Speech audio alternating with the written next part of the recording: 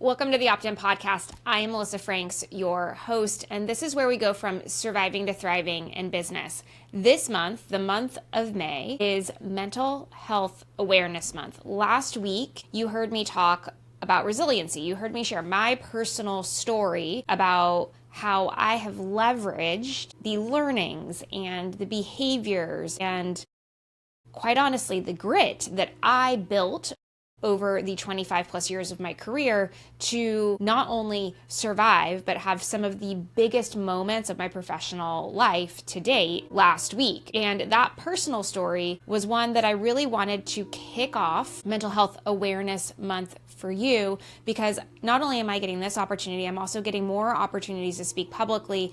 And I want to provide on the podcast this month very specific content to help you, the small business owner, you, the one working in business, with ways to navigate both for yourself and for your employees as we move forward. This is a topic that's incredibly important to me. It's one that I was a strong advocate and ally for while I was in the corporate world, and it's something that I continue to provide my time and energy into speaking about, because when we care for our people holistically, our businesses thrive. And so this week on the podcast, for the second week of Mental Health Awareness Month, what we're going to be talking about, the focus of this podcast, is the invisible load.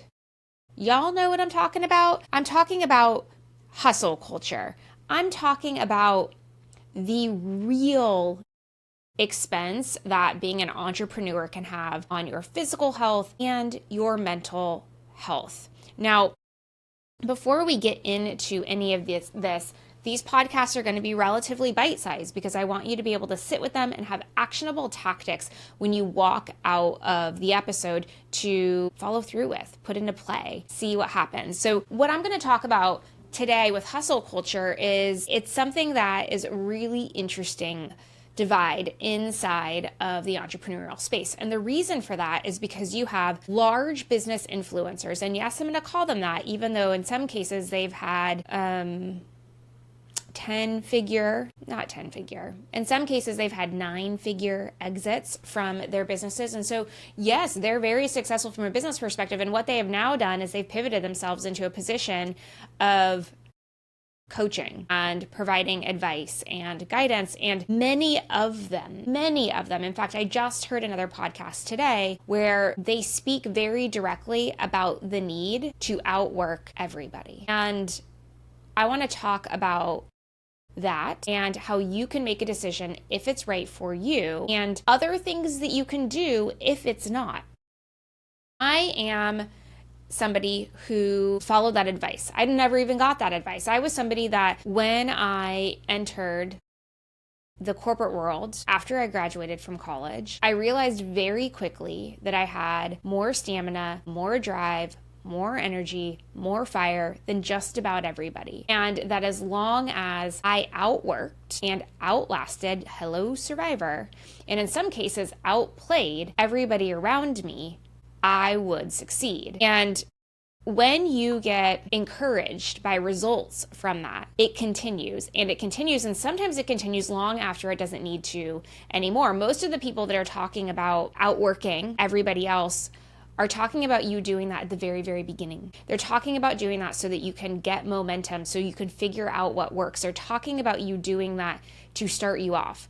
What they're not telling you now is that they don't do that anymore. What they're not telling you now is that once they hit a certain level of success and they had a team, they were able to take vacations and they were able to have long lunches and nice dinners. What they're not telling you is that that is time bound. And once you unlock whatever you need to unlock to get repeatable, predictable results inside of your business, you get to adjust. So I want to talk a little bit about that, because what hustle is going to do, long-term hustle, is it will damage your health. It will damage your relationships. It will stall results in your business. The lesson that I learned the hard way, quite frankly, was that the hustle and the outworking and the outgrinding everybody worked really, really well about the first 5 years of my career. It worked really, really well initially when I was building businesses, because it was just necessary.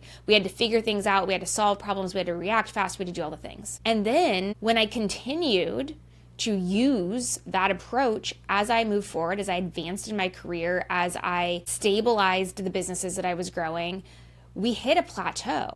Things became infinitely more complex because the teams were bigger, the problems were bigger, you couldn't solve it with hard work and cash. And what I realized was that it was necessary for me to slow down. It was necessary for me to have thinking time and white space. It was necessary for me to shut it off and walk away so that when I came back, I was able to see things without a skewed or biased perspective. It was necessary for me to have patience. And when I was hustling and grinding and pushing and outworking, I was impatient.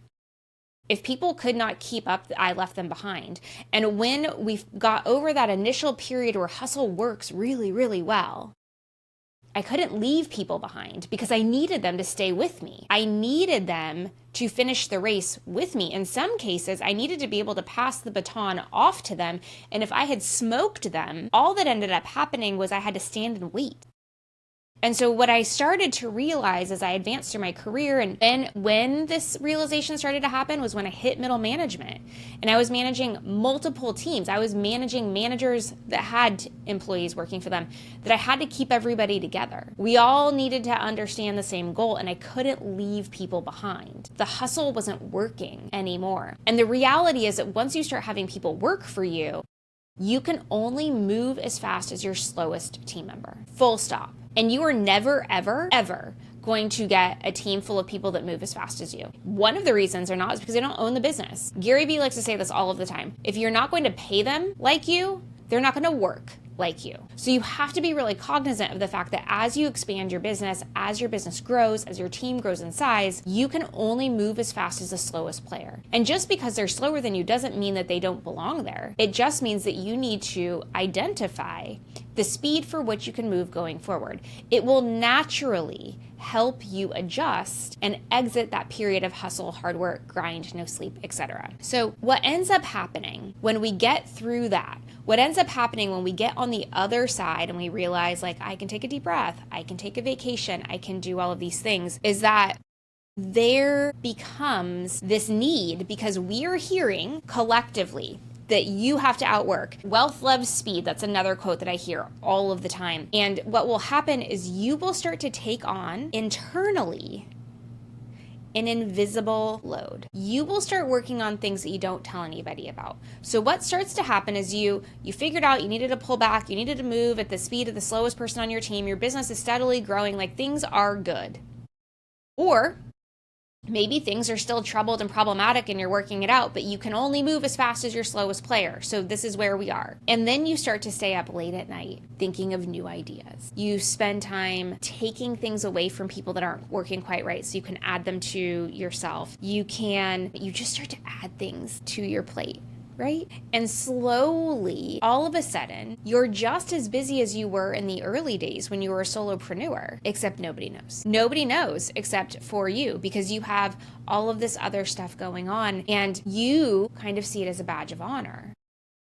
Because you have hustled for so long that you don't know how to move in any other speed or pace but hustle. This is why often entrepreneurs start new businesses before they should, because you're addicted to the hustle. You're addicted to the identity and the persona of outworking everybody. You're addicted to the need to be needed and be celebrated for working hard. This will lead to, and I don't use this word lightly, and I want to talk about what exactly it means when I say it. What this will lead to is burnout. And what burnout is you hate your business. What burnout is that you cannot sit still physically. You need to keep moving. What burnout is you're not sleeping at night.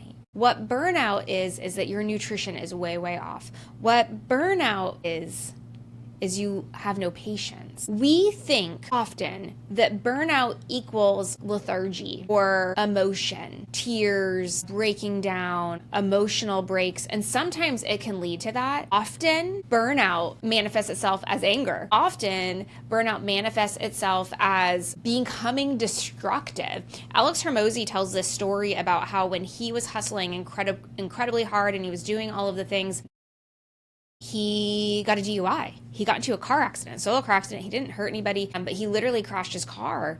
And his coach at the time had to say to him, hey, you're burnt out. You're overextended. You're doing too much. You need to let some things go. You need to ask for help. You need to, right? He had to walk him all the way through. Sometimes burnout looks like that. And here's the tricky thing, because we spend so much time in culture doing two things. One, celebrating the entrepreneur that hustles their ass off. And two, talking about burnout as if it's literally an emotional breakdown where somebody has to pick you up off the floor and help you figure out what to do. We don't understand that burnout can look, and often does, completely different. For me, I know that when I got to the end, when I was like frayed and burned and couldn't see the forest through the trees, I was incredibly impatient. I would go from assertive to aggressive. I would be high conflict, and I would lose my ability to regulate. And those were all signals to me that like, whoa, something's going on. And always it came back to, I'm doing too much at the same time. I'm not asking for help. I'm not communicating what I need. I'm focused on the wrong things. It always came back to that. So I want to invite you to think about yourself. So the first tactic, the first thing that I'm going to give you is I want you to, the next time that you are incredibly stressed out, I want you to write down the behaviors that you are seeing in yourself. And if you have somebody that you trust, say hey, give me feedback. When I'm stressed, what do I do? And they will tell you, or you will observe things that are shocking to you. I guarantee you that Alex Hormozi did not think that his use of alcohol and reckless behavior, driving while intoxicated, was a symptom of burnout. I guarantee it. He said it openly. I also can tell you firsthand that me going from assertive to aggressive, I didn't think that that was burnout. I just thought that that was me continuing to hustle, right? So you need the next time. So the first thing, here's your assignment number one, to determine if you are burnt out, is to define what burnout looks for you and get really clear on that so that when you start to see those behaviors manifest in yourself, you can take a minute and say, okay, something's wrong here. My mental health is at risk. I may burn the whole thing down because I am not in the right headspace. Okay, so that's the first thing. Now, we've talked a little bit about the normalization of hustling. And so I want to invite you to think about it differently. Because like I said at the very beginning, what I realized is that hustle only works for so long. And when I say that, I talk about in small business milestones. Hustle's only going to get you from here to there, and then it won't help you achieve anything further than that. So here's what I mean. Here's a great example. When you're starting a business, you have a lot of hypotheses, who you're going to serve, what you're going to sell them, how you're going to do it, right? How you're going to market, how you're going to get people interested. You have all of these hypotheses, and it's you. Hustle your ass off. Work hard, stay up late, test. Eventually something's going to work. And that's the period of hustle, up until you get to the place where something works. Okay? And then you go into the next stage where you say, I now know what the model is. I now know who we're selling to. I now know what we're selling. I know how much we're selling it for. I know how to define them. I know enough to keep going. And in that second period, you continue to hustle. You continue to work just as hard as you did in the first. This is with laser precision and focus on the one thing that worked from that trial and error period. So period 1 is figuring it out. Period 2 is verifying. And when you start to see things that are repeatable, when you start to see things that are predictable, when you start getting indicators that like, hey, this thing is going to work, then you know, this is my singular focus. I'm going to double and triple and quadruple down on this. And this is the period where you graduate to the next phase where you grow. So you test, you verify, and you grow. And when you get to grow, friends, you get help. You pull back on the hustle. You have the recipe, you have the blueprint, you know what you're doing. You invite people in. You only move as fast as your slowest player. You continue to do it over and over and over again. And this period, the growth period, as exciting as it is, seeing the results and all the things that are happening, it gets a little bit boring. Because billions love boring. That's exactly how businesses happen. I guarantee you that Kellogg is the most boring business in the world. I bet you Coca-Cola, day in and day out, not sexy and exciting. It's freaking boring. By design, because boring equals consistency. Boring equals predictability. Boring is the opposite of burnout. Boring is the opposite of burnout. So what I want you to understand is what phase of business development you're in. And when you get to that growth phase, and you can be there forever and ever, amen. And it doesn't mean that sometimes you're not going to go back to testing and verifying and growing again. That's the cycle of business. Generally speaking, the thing that worked once will work for a very long time until it doesn't, and then you have to try to figure out what to do next. That's normal. So will you retire from hustling forever? Heck no. Will you take a break from it? Yes. What you need to do, tactic number 2, is identify what stage of business you're in and if hustle is necessary or not. And if it isn't necessary, if you're in that growth stage, then maybe what you really need to think about is, am I hustling? Why am I doing it? And is it giving me the rewards that I want? Likely it's not. Likely it's leading to burnout and you just don't know. The next thing that I want to say to you is, once you get into that growth stage, you have to find a way to celebrate wins that have nothing to do with overextending yourself and work. So as I said earlier in the podcast, one of the identities that we take on as entrepreneurs is that of the business warrior. We outwork everybody. We're staying up until 2 a.m. and getting up at 4 and like grinding, and I'm outworking everybody and all that, right? We've got badges all over us that are like, we're legit. We are so legit. We are the hardest worker. We're going to outwork everybody. We're going to do the thing. We're going to become a 8-figure business in the first year, like blah, blah, right? And you talk about that. There's people share about it. You get interviewed about it. You're talking about your grit and your grind, and it is sure a part of your story. When it's time to exit the hustle period, you need to find the next chapter. You need to figure out what you're going to talk about. You're going to need to figure out how you're going to be boastful and proud of the work that you're doing in your business, because it's not that you're outworking everybody anymore. It's that you have an amazing leadership style, or it's the impact that you're making on the world, or like fill in the blanks. But the third thing that I want you to understand is that because all of us innately as humans want to be praised and recognized for what our impact and be celebrated for success. All of us do. There is not a single human on the planet, even animals, want to be celebrated for success. It's just human nature. It's just animal nature if you want to go there. And so one of the reasons it's so challenging to exit out of this hustle culture and this hustle identity is because it's very clear how the business culture, so to speak, celebrates you when you hustle. It's not so clear how you get celebrated if you're not talking about hustle. And so the third thing that I want you to focus on is, what can you define as success in that period? What can you celebrate? What can you go back to your family at Thanksgiving and say that they're going to understand? What can you go to the high school reunion and talk about? If 5 years ago you were at a high school reunion and you were talking about how you literally sleep on the floor of your factory because you're trying to launch this thing, hello, Elon Musk.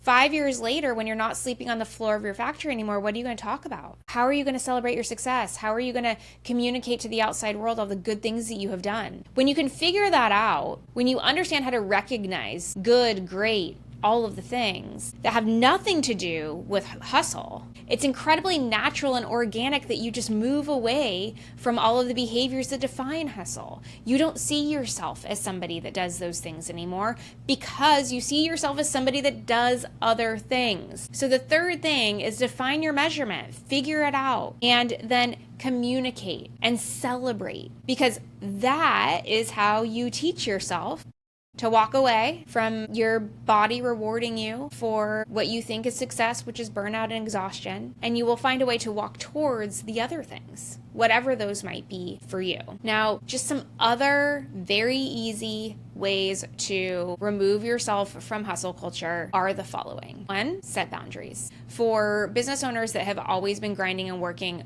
overnight and it doesn't need to happen anymore, the very first thing that I talk to them about is, when does your day start? When does it end? How many days a week are you working? What are you doing on the weekends? How does this go? And we set some boundaries, some really clear ones. Most of the entrepreneurs that I work with, usually the boundaries look like they're going to work Monday through Thursday and they don't work Friday through Sunday. Usually. Some of the entrepreneurs that I work with, they make a decision that their day ends when their kids get out of school. It really depends on you. But the first thing that you should be able to do very, very quickly when you want to exit this world of hustle is to set boundaries. And you're going to have to be really intentional with yourself. You might need to set alarms on your phone. You may need to communicate to your friends and family, like, hey, check in on me and make sure that I'm not breaking this promise to myself. But set boundaries and then hold them. It will take you a while to get good at it. You'll need to forgive yourself a bunch for breaking them. Set the boundaries. The next thing that will help you exit hustle culture is, as I talked about with that third tactic, redefining success. Get really clear on that. Create some targets for yourself inside of the business so you can actually measure it and know that you're on the right track and you're doing really great things. And the last recommendation that I'm going to give to you is prioritize your health. When you're in a period of hustle, and I get it because I was there too, and I still find myself in this situation all of the time. When you are in a period of hustle, you are not eating well, you are not sleeping well, you are not going to the gym, you're not drinking all your water, you're et cetera, et cetera, et cetera. Maybe you're consuming too much alcohol. Who knows what you might be doing. So the third thing to help you really remove yourself is to start focusing on healthier habits and activities, whatever those are for you. If it's getting a walking pad for your office, cool, do that. If it's going to the gym a couple of days a week because you haven't been there in 6 months, cool, do that. Setting the healthier expectations helps you focus on something that is not business related. It helps you really start to physically feel better. And when you physically feel better, then your body's also telling you, like, hey, this is cool. What you were doing over there, didn't love that. That was not great. That was not fun. This is a much better way to be. Let's stay over here. So your body actually starts to remind you as well that this is the better place to be. And heck, you're just going to enjoy life so much better because you're going to feel better. So figure out where you are in your business. Figure it out. Redefine success. Set some boundaries. Set new measurements for yourself that have nothing to do with working hard. And focus on healthier expectations for your life, whatever that is. When it's time to exit the hustle culture, it's okay. I give you permission if you need to hear that.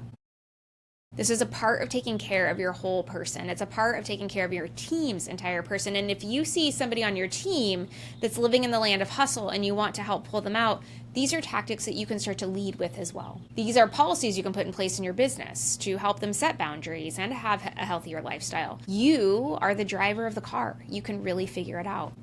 I hope that this conversation today was helpful to you. It is Mental Health Awareness Month. Please stay tuned for the next 2 podcast episodes. They're going to be on specific topics as well related to mental health. And if you are struggling, the best thing that you can do is talk to a friend, find a professional. There's help out there. You're not in this alone. And I know that you're doing an amazing job. Until next time, friends.